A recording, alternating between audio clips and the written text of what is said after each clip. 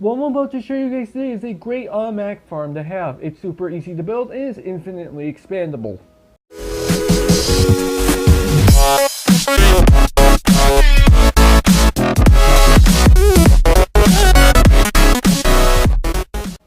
What's up, agents? Zero here. Welcome back to another Minecraft Redstone video. Today I'm going to be showing you guys how to build a automatic kelp farm. Now, this is actually really easy to build. It uses very minimal redstone and it's actually very easy to understand. So down here at the bottom, this is just for the sake of showing you guys how it works. I've got a bunch of dispensers lined up with bone meal so I can go ahead and press the button and actually have the kelp grow. So if I go ahead and press this button right here, it's going to grow the kelp up to the top.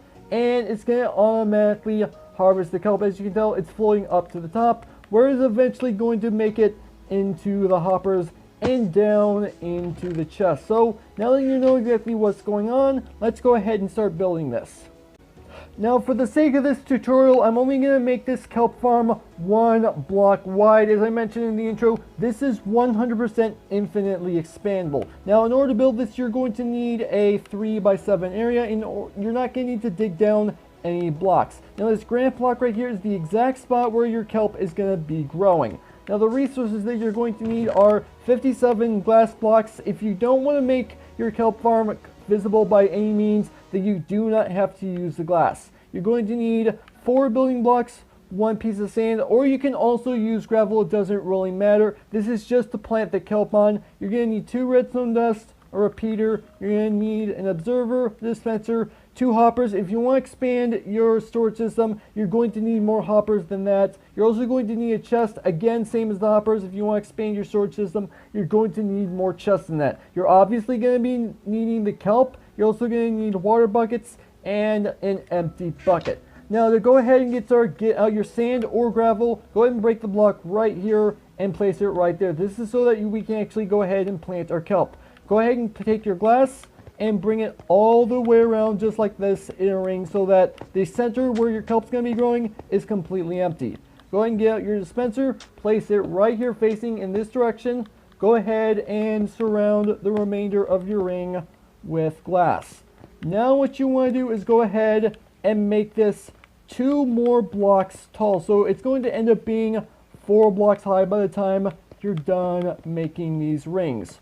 Once you have that done, go ahead and get out your observer, place it facing in this direction. This way it's going to be looking in this direction for updates. Go ahead and get out your glass blocks, place 3 glass blocks along just like this, same on this side. Go ahead and bring them out 2 more on either side and go ahead and place a block right here just like that to cap it off. Now what you want to do is go ahead and get out your chest. Go ahead and place it right here just like that. Go ahead and get out your hoppers and crouch down because otherwise you're going to go into the chest inventory. So crouch down, place your 2 hoppers going into each other just like this. So it's facing into this hopper and into your chest. Now what you need to do is you want to come up here, get a temporary block. I did not put this in the list because I didn't figure it was important, but you do need a temporary block. Go ahead and place it right here, 1 block below the observer. Go ahead and get out your water bucket and place it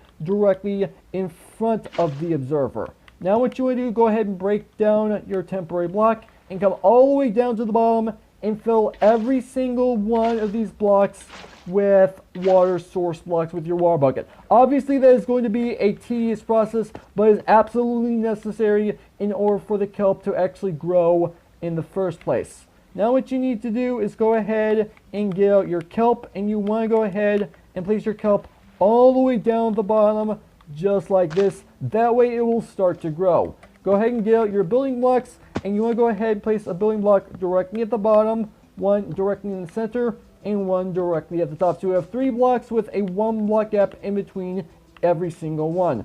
Go ahead and build up a block right here, and what you want to do is go ahead and place a repeater facing in this direction directly into the dispenser. What you want to do now is go ahead and get up here, place down 2 pieces of redstone dust just like this, and go ahead and go into your dispenser and place in your empty bucket.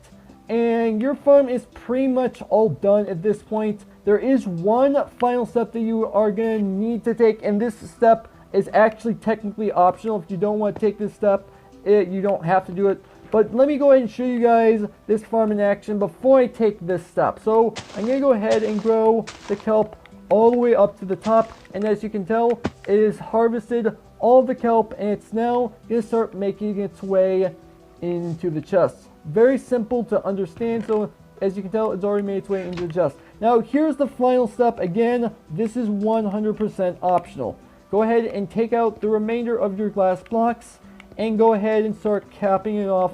Give it a little bit of a ceiling. And the reason why you're doing this, I literally did just say it is optional, but the reason why you're doing this is so that in case the kelp goes a little bit too high, it doesn't spill over. And this will guarantee it'll be 100% lossless. But other than that, your kelp farm is now all completely done. Now, as you guys can see in front of me, I have a massive kelp farm right here. And I'm going to go ahead and show you guys, using this example, how you make this 100% expandable. So what we need to do is come around to the back. Now, if you really want to, you can make more observers so that it will detect more blocks at a time. That is completely up to you. But here's how you make it infinitely expandable. So this redstone line, as you can tell, goes all the way down until it reaches a repeater, because redstone dust only goes 15 blocks before it completely runs out of power. So you are going to have to put in a repeater every so often in order to expand the redstone signal. And as you can tell down right here, I have 2 block gaps in between each repeater, and the reason for that is because of the way repeaters and redstone work. So these repeaters are going to power 3 dispensers all at once. It is technically called power and activation, but just know this, it will power all 3 of these dispensers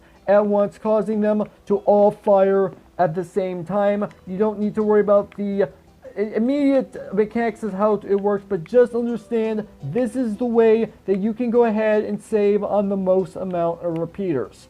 Now I feel like I should go ahead and explain exactly how the farm is actually working. So when the observer detects an update, it's going to send a redstone signal down into the dispensers, and the dispensers are going to take their buckets and remove the water sources, and that's going to tell the kelp that it is no longer able to grow, and it's going to completely break all the kelp. Once that happens, the observer is going to detect that the kelp is no longer in front of it. It's going to send another redstone pulse, and the dispensers are going to put the water source blocks back where they are supposed to be. So let me go ahead and run this a couple of times so you guys can see the entire thing in action. So as you can tell, we've got ourselves a massive harvest from this massive kelp farm. So that is actually rather interesting. Now I do want to go ahead and mention that there is actually a particular reason why we are not using pistons in this build. And there's 2 particular reasons.